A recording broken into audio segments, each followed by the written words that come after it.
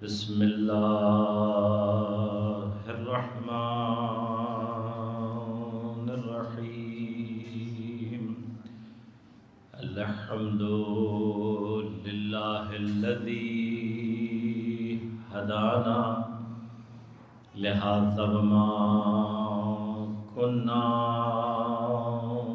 لنهتدی لولا ان هدانا اللہ لقد جاءت رسل ربنا بالحق الصلاة والسلام على رسول المسدد المصطفى الأمجد المحمود الأحمد أبي القاسم محمد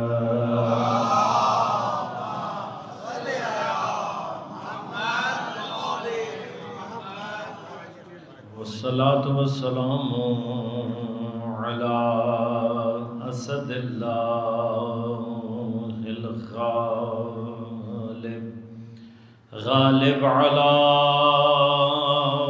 كل غالب علي بن أبي طالب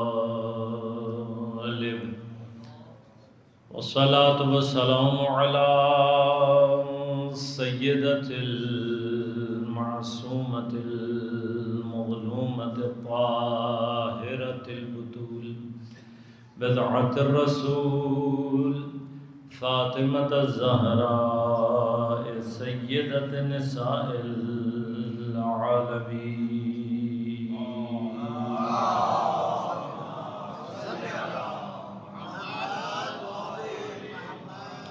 والصلاة والسلام على الحسن المجتبى والحسين المظلوم وأهل بيته الطيبين الطاهرين المعصومين المظلومين المنتجبين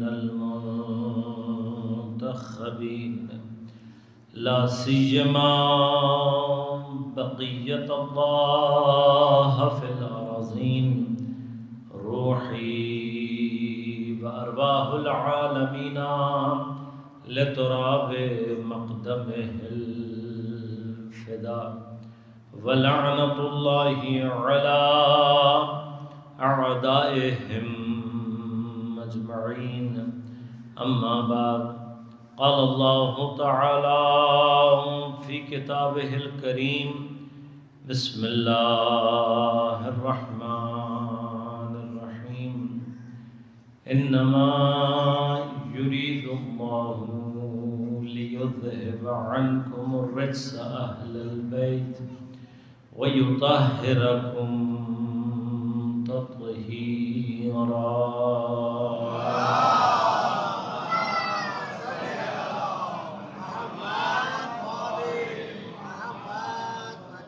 مومنین کرام، سامعین محترم، عزیزان گرام قدر، جیسا کہ آپ مستحضر ہیں شہادت مظلومان حضرت زہرا سلام اللہ علیہا کے سلسلے میں ان 5 روزہ مجالس میں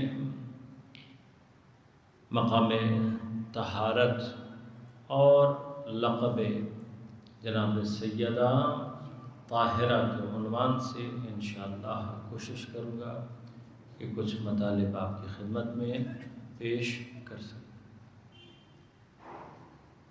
قرآن کریم جب بعض مقامات کو ذکر کرتا ہے تو وہاں ظاہری الفاظ سے آگے بڑھ کر خداوند کریم کی نظر میں کوئی خاص مقام، کوئی خاص کیفیت ملحوظ ہوتی۔ عام طور پر ہمارے ہاں جب ہم قرآن کا مطالعہ کرتے ہیں، تلاوت کرتے ہیں اور ترجمہ پڑھتے ہیں تو ہم ان تمام مقامات سے الظاہر بڑی تیزی کے ساتھ گزر جاتے ہیں۔ جبکہ قرآن کریم بعض مقامات پر ایسے واضح اشارات موجود ہیں کہ جن سے اگر انسان غور کرے تو بڑی آسانی سے یہ بات معلوم ہو جاتی ہے کہ یہاں پروردگار الفاظ کی ظاہری کیفیت سے آگے بڑھ کر کسی خاص مقام کی طرف متوجہ کرنا چاہتا ہے۔ مثلا عام طور پر جب صالحین کا تذکرہ آتا ہے تو ہم صالحین سے مراد اپنے عام ترجموں میں لیتے ہیں کہ مثلا صالحین سے مراد وہ افراد کہ جنہوں نے نیک اور عمل صالح انجام دیے۔ ہو سکتا ہے کہ بہت سارے مقامات پر قرآن میں مراد یہ ہو، لیکن جب پروردگار عالم انبیاء کے الفاظ کو، انبیاء کی دعاؤں کو نقل فرماتا ہے اور ہمیں اور آپ کو یہ بتلاتا ہے کہ دیکھو اس مقام اور مرتبے کے افراد یہ دعا کر رہے ہیں پروردگار ہمیں صالحین میں سے قرار دے۔ جب نبی، جب معصوم یہ دعا کر رہا ہوگا یا خدا سے اس بات کا تقاضا کر رہا ہے کہ پروردگار مجھے صالحین میں سے قرار دے، تو اب تلاوت کرنے والے مومن کو، تلاوت کرنے والے کو ایک مرتبہ تو یہ سوچنا چاہیے نا کہ اگر صالحین سے مراد عام طور پر نیک عمل کرنے والے لوگ ہی مراد ہیں تو معصوم کون سے صالحین میں اپنے آپ کو شامل کروانا چاہتا ہے؟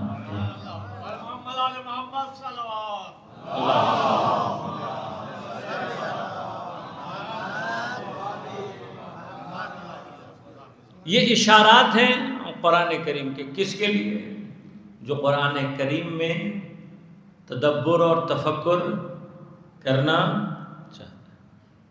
ہم نے قرآن نازل کیا للذکر فہل من مدکر، بس ہے کوئی جو قرآن کریم سے تذکر لینے والا ہو۔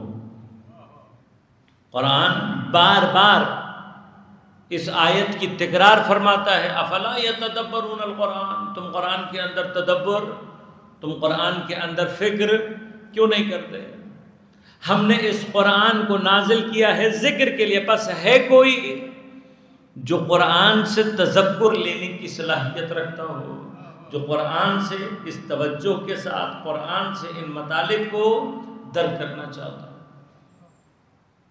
لہذا ہو سکتا ہے یہ مطلب میں نے آپ کی خدمت میں بیان کیا ہو، لیکن ایک دفعہ دوبارہ دہراؤں گا مقدمے کو سمیٹنے کے لیے، کہ قرآن کریم ہدایت کا سرچشمہ ہے۔ تا قیام قیامت خدا نے انسانوں کی ہدایت کے لیے اس سرچشمے کو جاری کیا ہے۔ کیا؟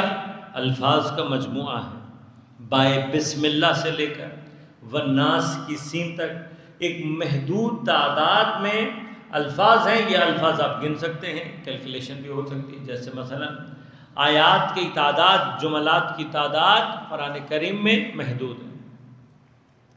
اصل اعجاز قرآن کریم کا یہ ہے کہ اللہ تبارک و تعالی نے محدود الفاظ سے لامحدود ہدایت کے چشمے کو جاری فرمایا۔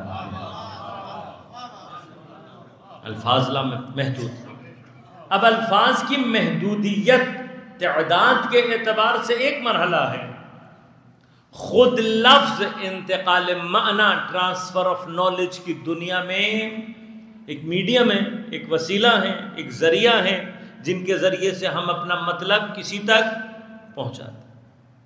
اب آپ غور کیجئے گا کہ الفاظ کے جو ہمارے اور آپ کے درمیان میں ایک میڈیم ہے کسی انفارمیشن، کسی نالج کو ایک جگہ سے دوسری جگہ ٹرانسفر کرنے کے لیے، یہ میڈیم، اگر جب ہم میڈیم کی بات کریں تو غور کیجئے گا یہ میڈیم کو بہت ہائی کوالٹی کا میڈیم نہیں ہے۔ الفاظ انتقال معنی کے لیے ہم اور آپ کثرت سے استعمال کرتے ہیں، کیوں؟ ہم اور آپ محتاج ہیں الفاظ کے۔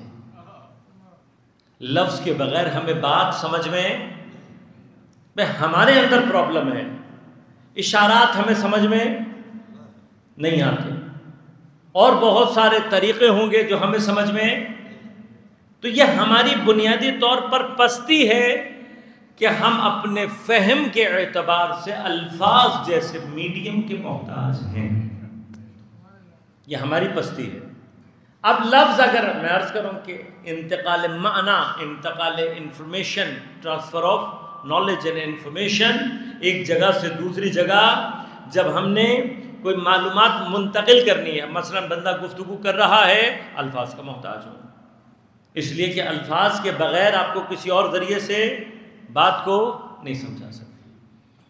اب یہ جو میں میڈیم استعمال کر رہا ہوں بنام لفظ، خود اس لفظ کے اندر مسائل ہیں۔ ان میں سے ایک مسئلہ کیا ہے کہ لفظ ناقص ہے۔ نقص کیا ہے؟ تمام معنی کو بیان نہیں کر سکتا، اپنے لغوی معنی سے آگے لفظ کے اندر کوئی اور مطلب موجود نہیں ہوتا۔ بہت ساری چیزیں ایسی ہیں کہ جو الفاظ میں بیان کی ہی نہیں جا سکتی، اور جتنے بھی بدیہیات ہیں، بدیہیات کن کو کہتے ہیں؟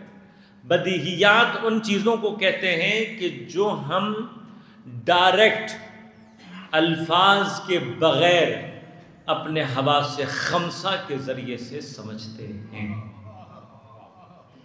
یہ سارے کیا ہیں؟ بدیہیات ہیں۔ اتفاق کی بات ہے، غور کیجئے گا، میں آپ کو ایک منزل تک پہنچانا چاہ رہا ہوں۔ جتنے بھی بدیہیات ہیں یہ الفاظ سے سمجھ میں نہیں آتے۔ اب آپ اگر لفظ اور حس کو مقابلہ کرنا چاہیں تو حس کا دائرہ لفظ سے زیادہ وسیع ہے۔ یہ حس ہے نا، ہماری 5 سینسز، ہماری یہ حواس خمسہ، ان 5 سینسز سے جو کچھ ہم درک کرتے ہیں اس کا دائرہ الفاظ کے دائرے سے وسیع۔ لہذا منطق کے اندر ایک بحث ہے، لہذا میں زیادہ تفصیلی بحث کی طرف نہیں جاؤں گا، لیکن اشارہ کروں گا کہ جب علم کو تعریف کیا جاتا ہے منطق میں کہ علم کیا ہے، تو پھر علم کے بھی درجات ہیں یا علم کے بھی مقامات ہیں جن کو بیان کیا جاتا ہے۔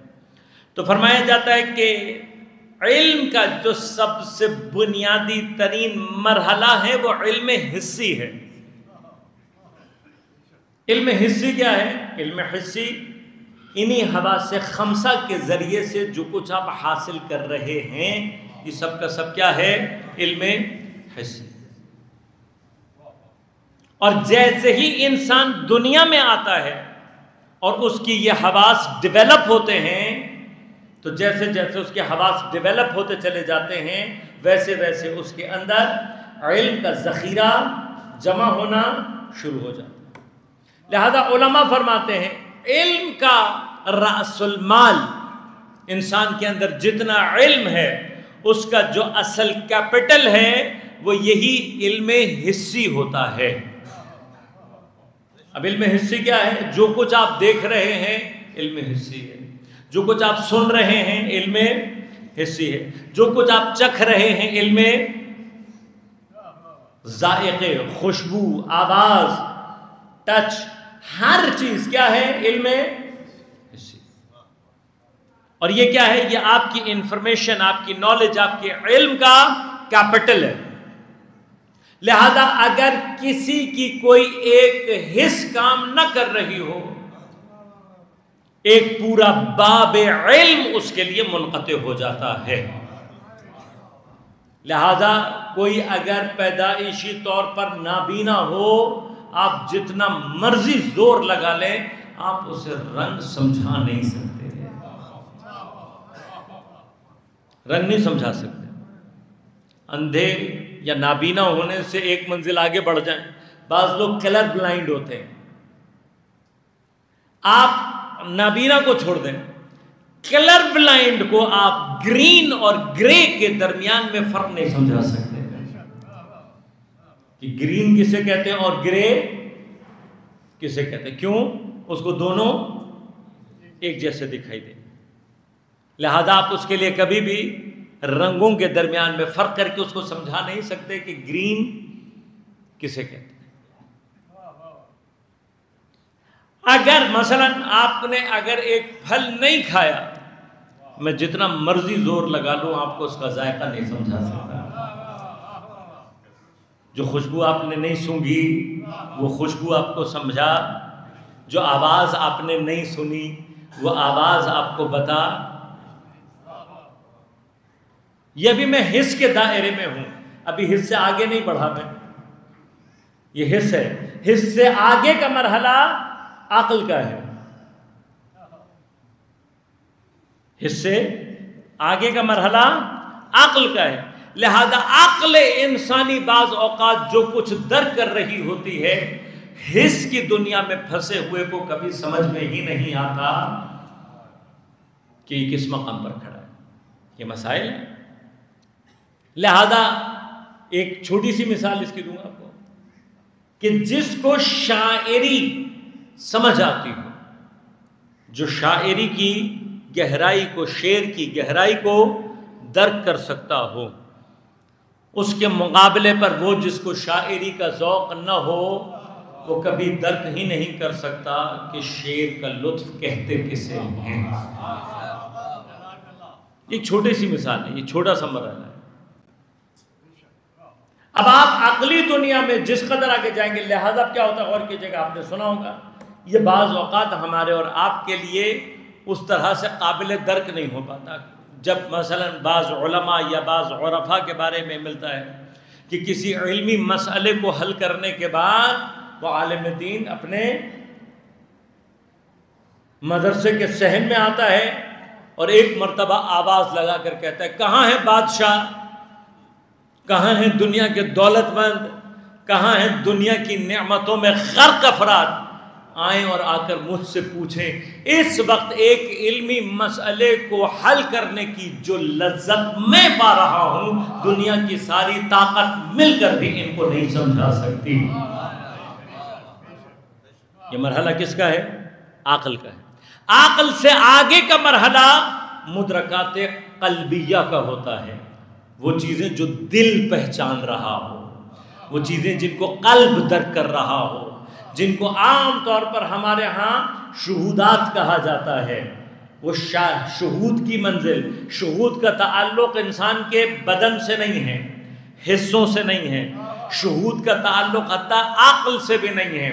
اکثر یہ ہوتا ہے کہ معقولات کے مرحلے پر کسی کو کوئی بات سمجھائی جا رہی ہوتی ہے، وہ اس کو سمجھ میں نہیں آ رہی ہوتی، کیوں؟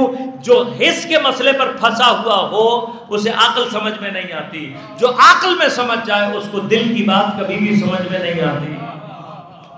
اب شہود کی منزل پر عارف جس چیز کو درک کر رہا اور سمجھ رہا ہوتا ہے، حس میں پھنسے ہوئے کو کبھی وہ سمجھا ہی نہیں سکتا۔ لہذا عرفاء کی نہیں، پہلے مرحلے پر خود عقلاء کی مشکل یہ ہوتی ہے، کسی عقلی مسئلے کو بعض اوقات بیان کرنے کے لیے الفاظ کے اندر طاقت اور قدرت نہیں ہوتی، الفاظ کے اندر طاقت اور قدرت نہیں ہوتی۔ الفاظ کے اپنے اندر طاقت اور قدرت کہاں سے آتی ہے؟ جب عقل اور علم ترقی کرتے ہیں، جب عقل اور علم ترقی کریں گے، علم اور عقل کسی جگہ پر پہنچے گی تو پھر الفاظ، یعنی آپ غور کیجئے گا، اس کا مطلب کیا ہوا؟ عقل اپنی سمجھ کے لیے الفاظ کی محتاج نہیں ہے، لفظ اپنے اندر طاقت اور وسعت پیدا کرنے کے لیے عقل کا محتاج ہے، لفظ محتاج ہے۔ لہٰذا غور کیجئے گا، یہ مشکل ہے مجھے اور آپ کو اس کو سمجھنا اور درک کرنا ہے۔ حضرت آدم علیہ السلام سے لے کر خاتم النبیین، پھر حضرت امیر سے لے کر 11ویں امام تک ائمہ اور معصومین کی سب سے بڑی مشکل کیا تھی؟ سب سے بڑی مشکل یہ تھی، الفاظ نہیں، معانی کا بہار ہے، دریا کے دریا ہیں جو سینے کے اندر موجود ہیں، لیکن مشکل یہ ہے عقل اتنی پست ہے کہ اگر لفظ استعمال بھی کر لیے جائیں ان کی سمجھ میں کچھ نہیں آئے گا۔ نہیں سمجھ میں آئے گا. لہٰذا ایک غور کیجئے نا آپ, حضرت آدم کے لیے اللہ تبارک و تعالیٰ کیا ارشاد فرما رہے ہیں, وَعَلَّمَ آدَمَ الْأَسْمَاءَ كُلَّهَا. میں ابھی اس کے معنی نہیں کر رہا, انشاءاللہ سر وقت معنی کروں گا. ہم نے آدم کو تمام اسماء کی تعلیم دے دی. اب جو الاسماء کی تعلیم لے کر دنیا میں آ گیا, لیکن ابھی عقل انسانی اس مرحلے پر ہی نہیں ہے. مثلا اگر آپ حضرت آدم کے دور میں ہوتے تو کسی کو ملکیت کا معنی سمجھا سکتے تھے؟ بھئی ملکیت کا معنی میرے اور آپ کے لیے واضح ہے, کوئی ایسا معنی ہی نہیں ہے. مثلا میں لفظ استعمال کروں گا, بچے بھی کہیں گے بھئی ہمیں پتہ ہے, یہ میرا ہے, یہ تیرا ہے, یہ میرا گھر, یہ تیرا گھر. ایسا ہی ہے نا, یہ ملکیت کا معنی ہے. لیکن جہاں آدمی ہی دنیا میں 4 ہوں, وہاں پر ملکیت کا کیا معنی ہے کوئی معنی ملکیت کا؟ ملکیت معنی نہیں رکھتی. حضرت آدم کے دور میں آپ وراثت کے مسائل حل کرنے کے لیے اگر بیان کرتے تو وہ حیران کی ہو کر آپ کی شکل ہی دیکھتے نا. وہ کہتے کون سی میراث, کون سا مال, کون سی ملکیت, کون سا ترکہ. نہیں سمجھ میں آتا. کیوں نہیں سمجھ میں آتا؟ ملکیت کا تصور قائم ہی نہیں ہوا. اب جیسے جیسے انسان ترقی کرے گا, اس کی عقل جیسے جیسے ڈیولپ ہوتی چلی جائے گی, ویسے ویسے الفاظ کے اندر یہ قوت پیدا ہوتی چلی جائے گی کہ اس کے ذریعے سے انسان کو مطلب سمجھایا جا سکے. لہذا اگر اب آپ سے کوئی پوچھے کہ اللہ تبارک و تعالی نے پیغمبر کو سب سے آخری نبی بنا کر کیوں بھیجا, قرآن کو اتنے آخر میں نازل کیوں کیا, تو واضح جواب کیا ہے؟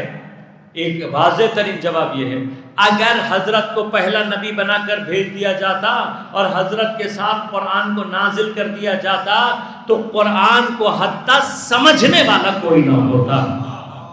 ظاہری اعتبار سے بھی قرآن کے معنی کو, قرآن کے الفاظ کو کوئی سمجھنے والا نہیں ہوتا. لہٰذا اللہ نے قرآن کے نزول کے لیے انتظار کیا. کب تک؟ جب تک عقلیں اس قابل نہ ہو جائیں, زبان اتنی ترقی نہ کر لے, فصاحت اور بلاغت اس مقام تک نہ پہنچ جائے کہ کم از کم جب میں قرآن کو الفاظ کے سانچے میں اتاروں تو کوئی عقل ایسی ہو جو کم از کم اس کے ظاہری معنی کو تحمل کر سکے. لہذا اللہ نے قرآن کو روک کر رکھا. کب تک روک کے رکھا؟ جب تک عقول اس قابل نہیں ہو گئے. اسی کے اندر جواب دے رہا ہوں آپ کو اس بات کا کہ ابھی تک امام زمان عجل اللہ تعالی فرجہ الشریف کا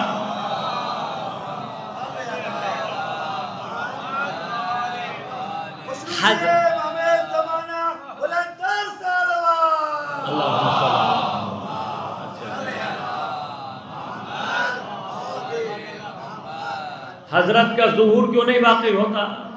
ایک کامن سوال ہے ہم سب کے لیے. کئی اور مراحل اپنی جگہ پر, ہماری سستکاریاں اپنی جگہ پر, ہمارے مسائل اپنی جگہ پر, ہمارا نکما پن اپنی جگہ پر, یہ سارے اپنی جگہ پر, اس سے بحث نہیں کر رہا. لیکن ایک مشکل کیا ہے, ابھی تک عقول امامت کو سمجھنے کے لیے آمادہ ہی نہیں. بھئی امامت ایک معنی رکھتا ہے, امامت ایک مقام ہے. جب تک عقول امامت کے معنی کو درک نہیں کر لیں گی اس وقت تک اللہ اپنے آخری حجت کو, جس نے امامت کی تمام تر تجلیوں کو ظہور دینا ہے, اس میں ظہور نہیں دے گا. عقل قابل ہوں گی کہ جب امامت کو درک کر لیں. لہذا کیا ہوا اب تک ہمارے ساتھ 1400 سال میں ایک مشکل ہماری کیا رہی ہے؟ ولایت و امامت حضرت امیر علیہ السلام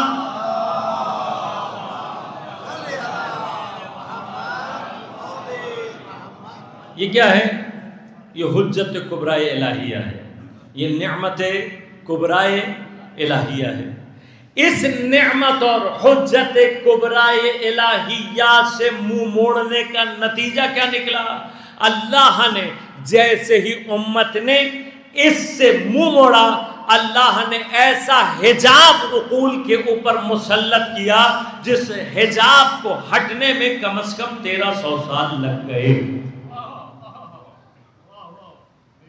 1300 سال. حجاب کیا ہے؟ حجاب ایک ایسے سیاسی نظام کا حجاب ہے کہ جس کو مثلاً خلافت کے عنوان سے بیان کیا گیا کہ جس کا دین سے تعلق نہیں ہے، یہ انسانوں کا، خود کہتے ہیں ہمارا بنایا ہوا ہے. جب دین اللہ کا، نبی اللہ کا، قرآن اللہ کا، کائنات اللہ کی، بندے اللہ کے، تو پھر امام تمہارا کیسے ہو سکتا ہے؟ لہذا جیسے ہی تم نے حجت کبرائے الہیہ سے منہ پھیرا، اس پھیرنے کا نتیجہ کیا نکلا؟ اللہ نے اس نظام کا حجاب عقول پر مسلط کیا. اس حجاب کو چاک ہونے میں 1300 برس لگے. 1300 برس کے بعد اللہ نے جب اس سلسلے کو بالکل ختم کیا، تب سے لے کر اب تک بھی ہمیں پوری طرح سے نظام امامت سمجھ میں نہیں آیا. لہذا یاد رکھیے گا، یہ امام خمینی رضوان اللہ تعالیٰ علیہ کا ہم پر اور ہماری آنے والی نسلوں کے اوپر سب سے بڑا احسان یہ ہے کہ ولایت فقیہ کے سانچے میں انہوں نے امامت کی اس تجلی کو ظاہر کیا ہے کہ کسی کو اگر ولایت فقیہ سمجھ میں آ جائے، خود بخود اس کی عقل امامت کے لیے آمادہ ہو جاتی ہے. لہذا غور کیجئے گا، اس ولایت فقیہ کے ذریعے سے امامت کی جس تجلی نے ظہور کرنا ہے، اتفاقاً موجودہ دور میں پیش آنے والے موجودہ حادثات اس وقت اس تجلی کو خود بخود ظہور دینے کے لیے آمادہ ہو چکے ہیں. ابھی جو کچھ بھی غزہ اور فلسطین میں ہوا، اس نے ایک بڑا کمال جو دنیا کے سامنے پیش کیا، وہ کیا پیش کیا کہ جیسے ہی غزہ اور فلسطین کے حالات پیش آئے تو دنیا میں اب اسلام کے سیاسی نظام کے نام پر اسلام میں مسلمانوں کی رہبریت کے جتنے خواب دیکھنے والے جھوٹے دعوے دار تھے، ان کا خود بخود چہرہ دنیا کے سامنے آشکار ہونا شروع ہو گیا. اب یہ دعویٰ اگر ترکی سے اٹھا تب بھی آشکار ہو گیا، سعودی عرب کی سرزمین سے اٹھ رہا تھا وہاں سے بھی آشکار ہو گیا، مصر کی سرزمین سے اٹھ رہا تھا وہاں سے بھی آشکار ہو گیا. جتنے دعوے تھے، کوئی حکومت اسلامیہ کا دعویٰ کر رہا تھا، کوئی خلافت کو دوبارہ لانے کا دعویٰ کر رہا تھا، مسلمانوں کی رہبریت کا دعویٰ کر رہا تھا، کوئی یہ کہہ رہا تھا کہ خلافت تو ہمارا ورثہ ہے، ہم ہی چلائیں گے، کسی نے کہا ہم عرب ہیں، ہمارے پاس تھا، ہم چلائیں گے. ہر ایک نے دعویٰ کیا اس بات کا کہ ہم ہیں جو اسلام کی رہبریت کے سب سے زیادہ مستحق ہیں. اللہ نے ایک چھوٹا سا امتحان پیش کیا. چھوٹا سا امتحان ہے یہ، چھوٹا سا امتحان ہے یہ، واقعاً چھوٹا سا امتحان ہے. اس ایک امتحان میں کس کس کے ریشے یہودیوں میں ملے ہوئے تھے خود بخود کھل کر سامنے آ گیا. اب مجھے نہیں پتا 1400 سال سے ہمارے اوپر یہ تہمت لگائی جا رہی تھی کہ یہ ہیں جن کے ریشے یہودیوں میں ملے ہوئے ہیں، یہ ہیں یہودیوں کا ساتھ دینے والے، ان کا یہودیوں سے تعلق ہے، ان کو یہودی بنانے والے ہیں وغیرہ وغیرہ. آج اسکریننگ ہو کر سامنے آ گئی کس کس کا ریشہ یہودیوں سے ملتا ہے اور کون اس کی اولاد ہیں جنہوں نے آج تک یہودیت کے ریشے کو اکھاڑ کر پھینکا ہے.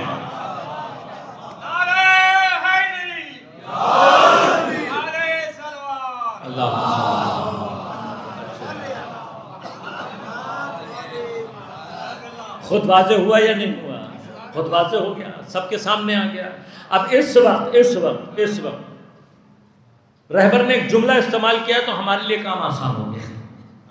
ہاں، اس وقت نظام کے خلاف بات کرنے والا، اس رہبریت کہ جو اپنے اندر مقدمہ بنی ہوئی ہے ظہور امام زمان کا،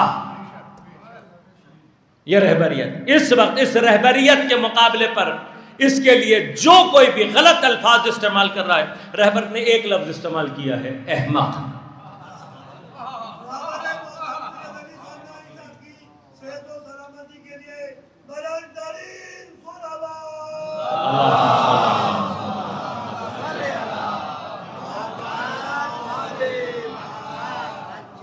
اور یہ ایک اصول مل گیا اب ہمیں احمقوں کو پہچاننے کا. اب کسی بھی لباس میں ہو, کسی بھی رنگ میں ہو, کیسی ہی داڑھی رکھا ہوا ہو, اپنے آپ کو جو مرضی کہہ رہا ہو, اگر اس وقت رہبریت کے کردار اور اس کی حیثیت کو نہیں سمجھ رہا, محترم ہوگا اپنے کسی ماننے والے کے لیے ہماری زبان میں اس کے لیے صرف ایک لفظ ہے اور وہ ہے احمق. اپنے ماننے والوں کے لیے ہوگا کتنا ہی محترم کیوں نہ ہو, ہمیں سے کوئی غرض نہیں ہے. لیکن اگر کسی کو, مجھے تو حیرت ہو رہی ہے, ایک بیچارہ عام سا سیاستدان اس کی عقل میں آ رہا ہے کہ جب اس سے ٹی وی پر انٹرویو میں پوچھا گیا کہ بھائی ایران مقابلے پر کیوں نہیں اترتا, تو اس نے پلٹ کر کہا نا, اس نے کہا یہ جو حزب اللہ یہ کون ہے, یہ انصار اللہ کون ہے, یہ حماس کے پیچھے کون کھڑا ہوا ہے. بھائی بڑا سمپل سا قانون ہے نا, بڑا سمپل سا قانون ہے. آپ فوج کے کسی بڑے افسر کے پاس جائیں اور اس سے جا کر یہ کہیں کہ بھائی آپ نے یہ چھوٹا سا ایک لشکر اتار دیا ہے, آپ کے پاس اتنا بڑا پیچھے طاقتور لشکر کھڑا ہوا ہے, یہ کیوں نہیں اتارتے؟ تو وہ پلٹ کر آپ کو کیا کہے گا؟ وہ یہی کہے گا جو جنگ چھوٹے لشکروں سے جیتی جا سکتی ہے وہاں پر اصل طاقت کو میدان میں اتارنا حماقت کہلاتا ہے. اس وقت تو علی کے بیٹے یہ بتا رہے ہیں کہ جس کو تم سپر پاور سمجھ رہے تھے اسے تو ہمارے بچے گرا سکتے ہیں.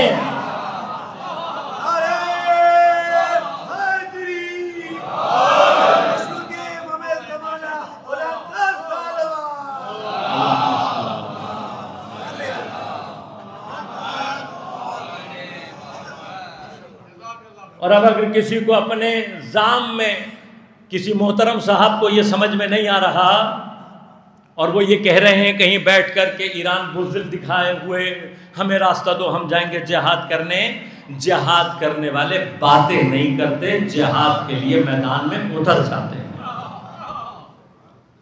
اور ان کے لیے میں عرض کر دیتا ہوں کہ آپ کے پاس اگر ٹکٹ کے پیسے نہیں ہیں تو انشاءاللہ میں بالکل اس ممبر سے بیٹھ کر کہہ رہا ہوں کہ آپ کو ٹکٹ کے پیسے میں دوں گا, آپ جانے والے بنے. کوئی ایسا مسئلہ نہیں ہے, باتیں کرنا بہت آسان ہے. اس وقت جو صورتحال پیش آئی, اب آپ غور کیجئے گا, اس وقت صورتحال کیا پیش آئی ہے کہ جتنے بھی دعوے دار تھے مختلف اسلامی رہبریت کے سب کا چہرہ دنیا میں کھل کر سامنے آ گیا. واحد جو رہبریت بچی ہے وہ ہے کہ جو علی کے وارثوں کی ہے. انہوں نے کہیں پر ابھی تک امامت کا دعویٰ نہیں کیا ہے, انہوں نے ابھی تک کہیں پر بھی خلافت کا دعویٰ نہیں کیا ہے. جب بھی کہا ہے, کیا کہا ہے؟ مولا ہم آپ کے خادم ہیں, ہم آپ کے نوکر ہیں, یہ انقلاب آپ کا, یہ حکومت آپ کی, یہ ساری طاقت آپ کی. اب غور کیجئے گا, اس وقت اگر دنیا نے اس رہبریت کو قبول کرنے کی صلاحیت پیدا کر لی تو جو ان کی رہبریت کو ماننے کے لیے آمادہ ہو جائے گا, ان کے سید و سیاد سردار کو ماننا اس کے لیے خود بخود آسان ہو جائے گا. لہٰذا اس وقت مرحلہ ہی یہ ہے کہ دنیا کو اگر یہ نظام ولایت کی رہبریت سمجھ میں آ گئی, واضح طور پر یہ آمادہ ہوں گے اصل ولایت کو قبول کرنے کے لیے. لہٰذا یہ مقدمہ بنا ہے. مرحلہ عزیزوں یہ ہے کہ خود یہ جتنے بھی مراحل ہیں, نہ ہمیں آج تک لفظ امامت سمجھ میں آیا, نہ ہمیں لفظ ولایت. کیوں؟ ہم نے الفاظ کی حد تک سمجھنے کی کوشش کی ہے, جبکہ قرآن ہمیں سمجھا رہا ہے الفاظ کے دائرے سے باہر نکل کے اپنی عقل کے افق پر آ کر دیکھو, تمہیں قرآن کچھ اور معنی دے گا. اور جس دن تم نے قلب کی آنکھوں سے دیکھنا شروع کیا, قرآن کے معنی تمہارے لیے خود بخود بدلنا شروع ہو جائیں گے. یہ جو افق پیدا ہوتا ہے, انسان حس کے دائرے سے نکل کر عقل میں آتا ہے, عقل کے دائرے سے نکل کر قلب کے دائرے میں آتا ہے. اسی سیر کی بنیاد کا نام طہارت ہے. جتنی یہ طہارت بڑھتی چلی جاتی ہے, انسان کے لیے یہ راستہ خود بخود آسان ہوتا چلا جاتا ہے اور وہ خود بخود سیر کے ان مراتب میں داخل ہونا شروع ہو جاتا ہے. لہذا غور کیجئے گا, طہارت اس مرحلے میں وہ ہے کہ جو ہم جیسوں کو نیچے کے حس کے مرحلے سے، مادے کے مرحلے سے نکال کر معنویت کے نور کی طرف لے کر جاتی ہے، یہ طہارت کا سیر صعودی ہے، سیر نزولی اسے کہتے ہیں، کہ جہاں پر طہارت کی وجہ سے تمام فیض پروردگار پہلے مرحلے میں اول مخلوق تک آتا ہے، اول مخلوق کے بعد دیگر مخلوقات میں جاری ہوتا ہے، بس جہاں سے وہ فیض پوری کائنات میں جاری ہوتا ہے، اس مرکز اور اس نقطے کا نام طہارت ہے۔ لہذا اب جب تک طہارت کے یہ دونوں پوائنٹس آپس میں نہیں جڑتے، اس وقت تک انسان کا ایمان کبھی بھی مکمل نہیں۔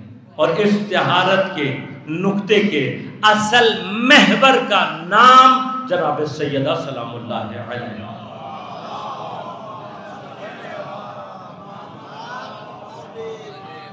کائنات میں طہارت جس نقطۂ پرکار سے اپنے آپ کو پوری کائنات میں جاری کرتی ہے، طہارت کے اس کمال کا نام جناب سیدہ سلام اللہ علیہ۔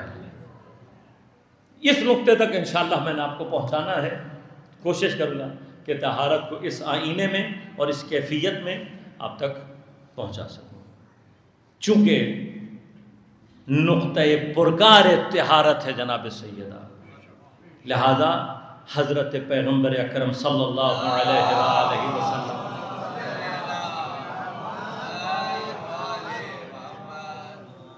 حضرت تمام احترام کے ساتھ جناب سیدہ سلام اللہ علیہ کے لیے نہ صرف کھڑے ہوتے ہیں بلکہ دوڑتے ہوئے سیدہ کی خدمت میں پہنچتے ہیں۔ احترام جناب سیدہ، پیغمبر کا انس و محبت جناب سیدہ سے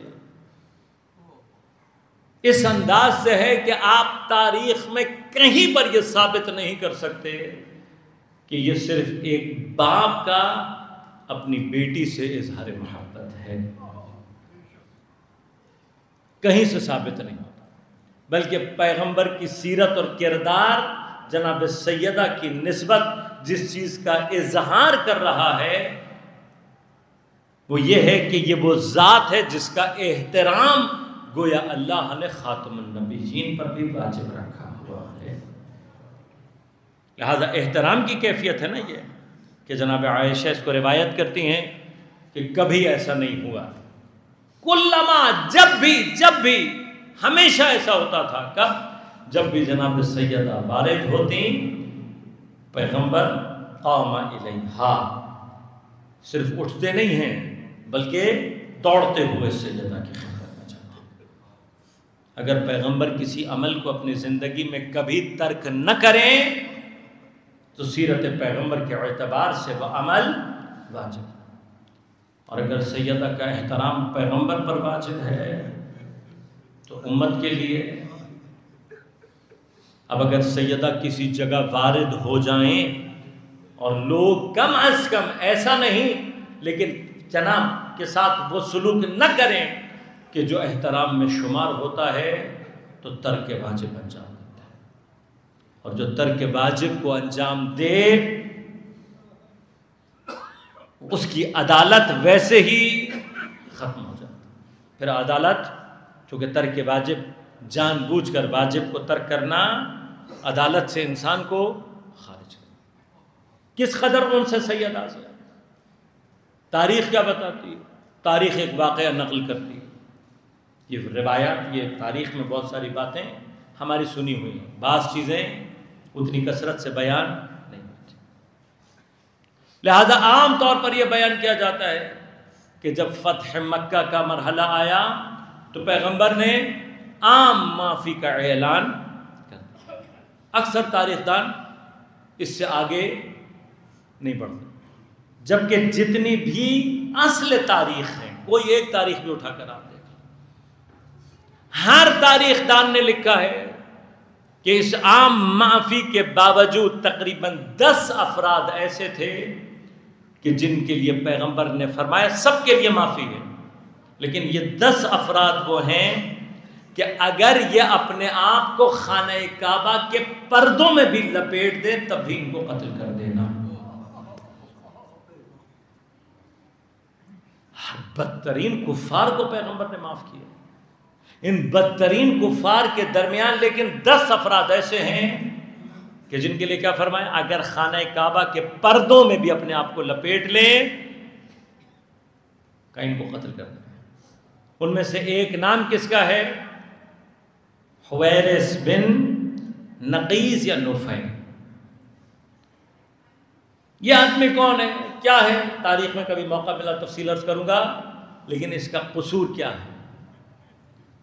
فرمایا کہ جب پیغمبر ہجرت کر کے چلے گئے تو اپنے پیچھے مولا کائنات کے ذمے جو کام لگا کر گئے ہیں ان میں سے ایک کام کیا تھا کہ جتنی امانات ہیں وہ ان کے مالکوں تک واپس کریں، اور دوسرا کام یہ تھا کہ بنو ہاشم کی جتنی بھی خواتین ہیں، بچے ہیں، حضرت امیر ان کو لے کر مدینہ آئے. لہذا پہلے کام سے فراغت پاتے ہی حضرت نے بنو ہاشم کی خواتین اور بچوں کا قافلہ تیار کیا اور اس کو لے کر چلے ہیں مدینہ.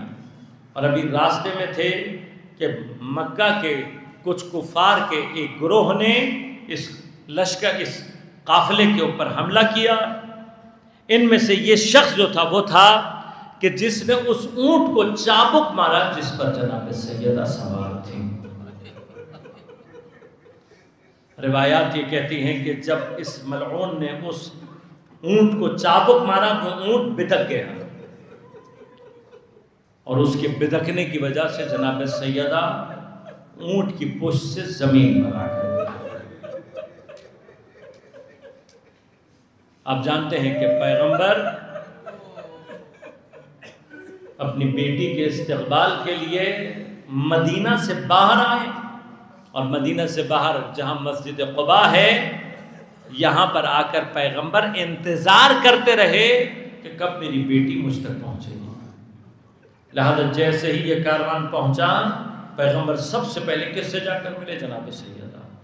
سینے سے لگا کر پیار کر کے پیغمبر نے جب پوچھا میری بیٹی کو تکلیف تو نہیں ہوئی، تو جناب سیدہ نے یہ واقعہ بیان کیا اور کہا بابا اس نے جب چابک مارا اونٹ بد کا، میں زمین پر گر گئی.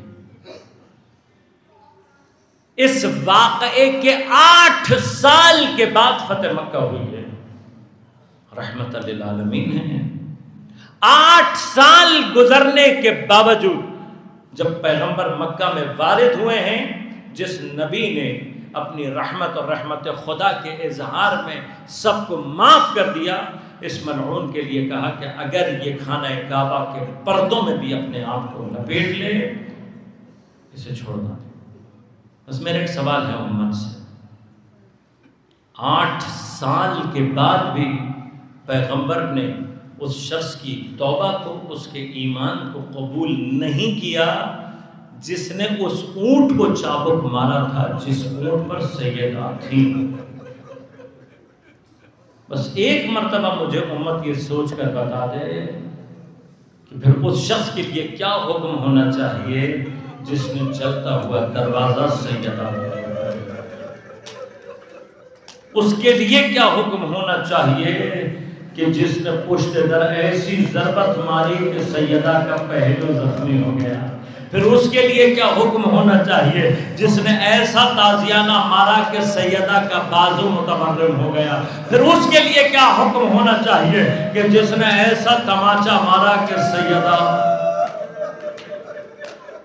لیکن عزیزو بس جناب سیدہ کی خدمت میں ایک مرتبہ ہاتھ جوڑ کر کہوں گا بیوی جب آپ اونٹ پر سے زمین پر آئیں آپ کے سر پر چادر موجود تھی، آپ کے اطراف میں آپ کے بہت سارے محرم افراد موجود تھے. میرا سلام ہو بیوی آپ کی ان بیٹیوں پر جو کوفہ اور شام کے راستے میں ایک نہیں کئی مرتبہ اونٹوں کے بھٹکنے کی وجہ سے اونٹ کی پشت سے زمین پر گری، اور جب گر رہی تھی تو نہ سروں پر چادریں تھی نہ محمل تھے نہ گجاوے تھے.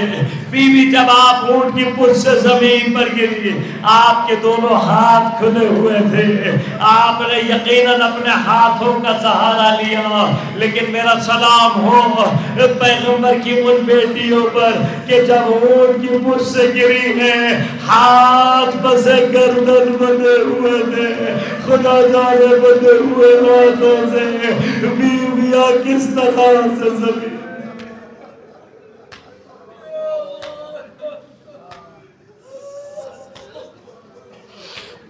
الا ولعنۃ اللہ علی القوم الظالمین وسيعلم الذين ظلموا أي منقلب ينقلبون. بار الہ بحق الزہرا و ابیہا و بعلہا و بنیہا. ہماری عبادات اپنی بارگاہ میں قبول و منظور فرما.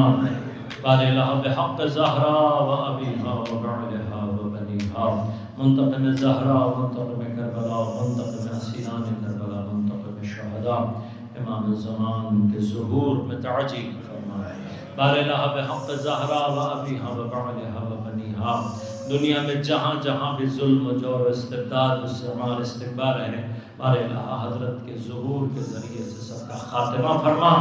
جہاں جہاں مومنین و مسلمین باطل سے برسر بیکار ہیں بالخصوص غزہ و فلسطین میں بار الہ ان سب کو نصرت و کامیابی عنایت فرما.